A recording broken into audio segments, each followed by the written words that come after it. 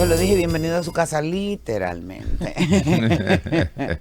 Mi querido doctor Luis Vergés. Ahí estábamos anticipadamente hablando de ese duelo con la selección de béisbol, doctor. Ay, sí, estamos en duelo, pero satisfechos porque sí, fuimos el equipo del torneo, sin duda alguna. Definitivamente. Aunque no fuéramos el primer lugar, y eso es importante. Fuimos a propósito, los segundos, pero los mejores. Ajá. No, a propósito del tema que vamos a tratar hoy día. Ajá, Fíjese, como que viene a colación. Cuando el número 2 brilla tanto como el ganador, vamos a ponerlo así para que no sigan haciendo pucheritos, porque somos dos pueblos hermanos y que nos queremos muchísimo, Venezuela y República Dominicana, por ejemplo. Así es. Cuando el número 2 se convierte en el favorito del pueblo, ¿qué pasa con esa situación? Mira, decirte que hay unos agregados que se fueron gestando de forma colateral.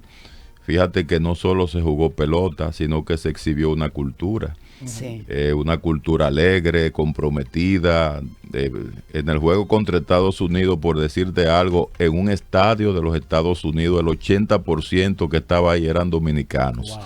Eso te dice mucho. Te dice mucho también la forma como se celebraba y cada batazo que dábamos, la manera como tú tenías la güira, la tambora, el acordeón presente en ese lugar, como los demás países, incluyendo los italianos y demás, hacían comentarios sobre la manera sorprendente como los dominicanos mantenían tanta intensidad alegrando su equipo todo el tiempo en ese estadio. Los mismos jugadores son muy emblemáticos porque además, imagínate, en esa selección nuestra, de los 10 mejores pagados, en esa selección sí hay 6 de los 10 mejores pagados de todo el béisbol. Y esos muchachos estaban ahí integrados sin ningún tipo de arrogancia, haciendo un trabajo de equipo, pensando en un símbolo que es la bandera nacional. Bueno, que nos ponemos tristes, claro está. Pero la tristeza es una emoción pasajera. Pero ¿por qué muchas veces el segundo, por no decir segundo, genera más empatía? Y a nivel de marketing igual. ¿Por qué, doctor? Quizá no gana el que uno entiende que debería ganar. Sí, lo que pasa es que todo el mundo sabe, por las demostraciones, el mejor equipo del torneo fue el nuestro. El sistema determinó que en un juego lo perdiéramos todos. Y fue un juego por una carrera. Sí, que yo no entiendo eso. Sí, lo que pasa es triste porque lamentablemente, fíjate que hubo un diferencial de carreras a favor nuestro porque apabullamos a todos los demás equipos y el único juego que perdimos, lo perdimos por una sola carrera. Ahora, ¿qué pasó ahí? Bueno, por el umpire que estaba ahí. Por un lado, el mal arbitraje, pero también hubo otro factor. Estados Unidos resulta que nos puso su mejor lanzador y es el mejor lanzador del béisbol, que fue el que ganó el premio Cy Young el año pasado. Claro, sí. O sea, todo eso son factores que se combinaron, lamentablemente. Pudimos haber ganado, porque también dicen que el béisbol... Si mi abuela no hubiese sido mi abuela... exacto. No, y que el béisbol... El asunto es que lo hubiera no existe. Sí, pero el béisbol es lo que llamamos un deporte de pulgadas, Y como decía Albert Pujol, a veces las pulgadas se te van a favor del otro, a veces a favor nuestro. Pero en términos generales es importante entender que hay que aceptar, comenzando por ahí. Y que aceptar no es conformarnos, son dos conceptos diferentes. El que acepta es el que dice, bueno, aquí es que estamos y hay que seguir trabajando. No, pero tampoco, doctor, por lo menos en mi caso particular, esto no es consuelo. O sea, no ganamos, pero yo estoy sumamente satisfecha, sí, sumamente feliz de lo que hizo nuestro equipo. Sí, hubo mucha entrega. Y sabes, también está el tema de la frustración. Mientras más cerca tú estás de la victoria, mayor es la frustración cuando hay derrota. Claro. El que descalificaron primero, ese hizo su duelo más temprano. Claro. Bueno, hay que ver nada más la expresión de Caminero para ya salir del béisbol, cómo fue el último en irse de ese estadio. Su cara de decir, bueno, estaba tan cerca y de repente no se pudo. Ese es el deporte. Y ¿Cómo influye, la psicología de esos muchachos que lo dieron todo, así como usted lo está diciendo, y que pensaban que nos iban a traer la gloria y de repente no se pudo? Sí, ahí hay lo que llamamos una psicología diferencial, porque no todos reaccionan igual. en términos colectivos todo el mundo estaba triste, pero Caminero estaba compungido, Claro. porque este muchacho tiene 22 años, él no había tenido esa experiencia, ya los otros, por Tuvo ejemplo, muy buen papel, por sí, favor. buen papel. Vladimir venía de una serie mundial que Toronto perdió, y perdió a punto de ganarla, o sea que ya hay como una resiliencia que algunos y un tienen. cúmulo de cosas, Un ¿no? cúmulo, claro que sí. Tatis terminó firmando un contrato del potecito que él tiraba para un costado. Después al final terminó contratándolo. O sea que unos ganaron y otros no. No, eso pasa. Yo le quiero citar, por ejemplo, lo que pasa es que la expectativa, el que gana, tiene que cumplir también con una expectativa social. Sí. Porque tú ganas, por ejemplo, Rosa López en Operación Triunfo. Yo le digo porque yo era muy seguidora. Y de hecho tuve aquí a David Bisbal. Ganó, fue quien ganó. Sin embargo, David Bisbal, que fue o el segundo o el tercer lugar, fue el que explotó a nivel mundial y a nivel de toda Hispanoamérica. Quizás tiene que ver eso cuando ganas, que el segundo o el tercero genera más empatía, que no es porque se victimice, sino porque genera más empatía, porque el casi lo logré, hace eso. Y el que gana el primer lugar, teniendo que llenar esa expectativa social, lleva más carga. Sí, también hay que ver que República Dominicana, bueno, no llegamos en segundo, llegamos porque nos eliminó Estados Unidos, que jugó a la final con Venezuela. Segundo llegó Estados Unidos. Sí. Estados Unidos sufrió más que nosotros, porque ellos son los mejores del béisbol y perdieron en su casa. Justo con Venezuela. Justo con Venezuela. Pero fíjense que perdieron de Italia Venezuela y también. perdieron de Italia también. Ay.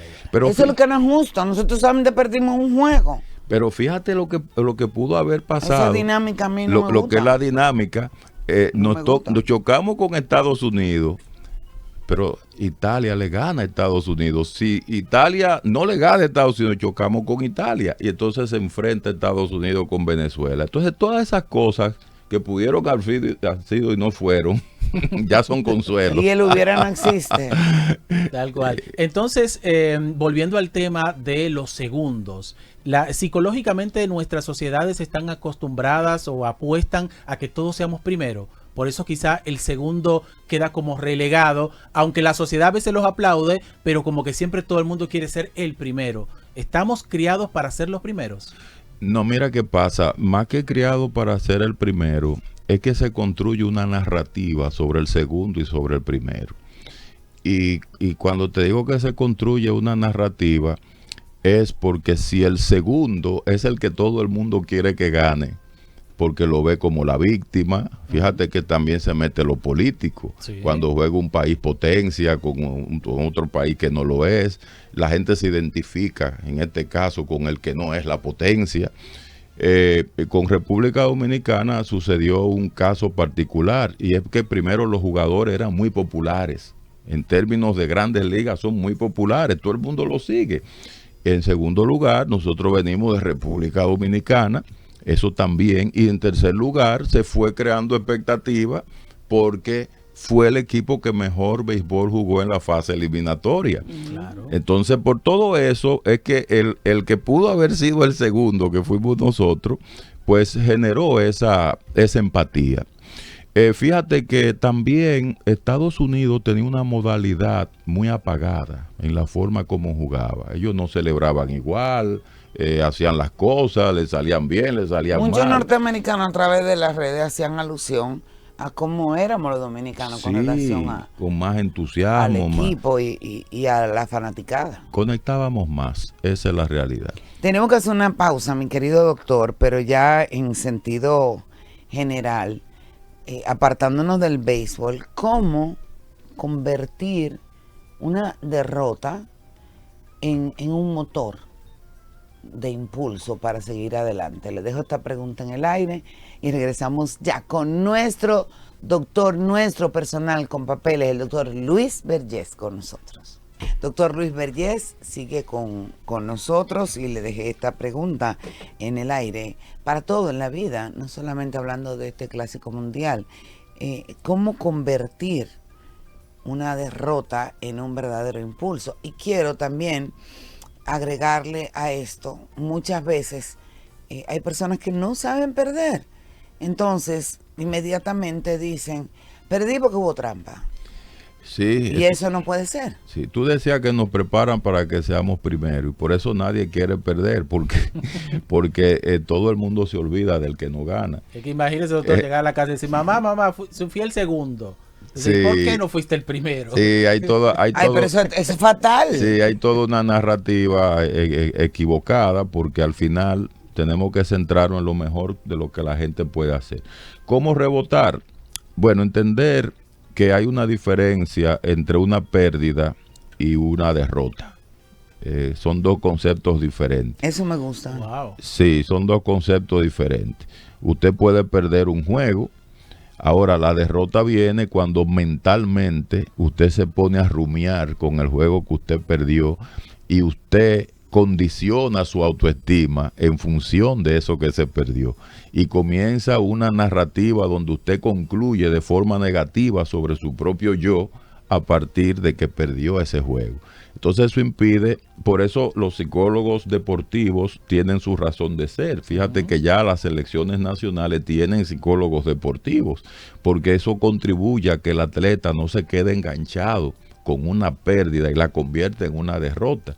Una derrota, por definición, es una pérdida convertida en un sentimiento de culpa avasallante, donde yo me siento cada vez inferior y eso no me ayuda para estar disponible para la próxima ocasión. Entonces ese es el primer punto, entender esa diferencia. Lo segundo es aceptar la emoción. ¿Cuál es la emoción? Bueno, la emoción se llama tristeza. Todo el que pierde se siente triste. Ahora, cuidado, la tristeza es pasajera. El problema es que cuando no manejamos la tristeza, no la aceptamos, la reconocemos, entonces la tristeza se nos convierte en depresión. Por eso hay atletas que después que pierden, entonces no quieren volver a competir. Y muchas veces cuando pasa un evento dicen que se van a retirar. Entonces ese patrón de respuesta es el que hay que interrumpir. Y hay que interrumpirlo sencillamente. No, y asumirlo, doctor, como un momento de tu vida. Es un momento de tu vida. Next. Porque yo, por ejemplo, hablo del árbitro, señores, pero yo lo hago inclusive usando broma, porque no se sabía si el hombre canta bola en vez de strike, no se sabía lo que iba a suceder. Sí, no se sabía. O sea, si no se pierde, se pierde y ya está. Sí, eso es así. Y lo otro es manejar la frustración de una manera madura. ¿Qué quiero decir con frustración? La frustración es inevitable porque es un sentimiento desagradable que surge cuando no logramos un propósito y todo el mundo quería ganar. Ahora fíjate, mucha gente ha querido culpar al árbitro, otros han querido culpar al manager. No, porque el hombre que lo canta diferente y no sabía que no sabíamos. O sea, no había nada asegurado, no sabíamos qué iba a pasar. Entonces la frustración no nos lleva a procesar la pérdida. Y si no procesamos la pérdida, no pasamos al cuarto paso, que es aprender de ella. Porque el aprendizaje es importante. El manager que se puede autocorregir, el árbitro se puede autocorregir, el jugador que hizo un mal swing se puede autocorregir, claro. Pero si al final nosotros estamos extrapolando todo lo que pasó para culpar a otros, entonces no aceptamos la pérdida y actuamos como si eso no nos puede servir como un mecanismo de aprendizaje. Así que esos son los 4 pasos. Claro, porque nos quedamos enganchados. Amén de que fíjate que la mente humana tiene un proceso de plasticidad. Que, por ejemplo, se perdió ese juego, pero al otro día ya usted se está involucrando en otras tareas, otras actividades. Su mente se va ocupando y eso se va sanando. Son mecanismos autocorrectivos que tiene la mente humana. Bueno, tenemos preguntas aquí. Vamos a proteger también la persona que no quiere mencionar el nombre, pero léelo, por favor. Aquí nos escribe y dice: tengo 2 hijos en los Estados Unidos, no los llegaron a firmar, pero lo dieron todo. Y son profesionales en administración en los Estados Unidos, pero se han quedado tristes porque querían firmar.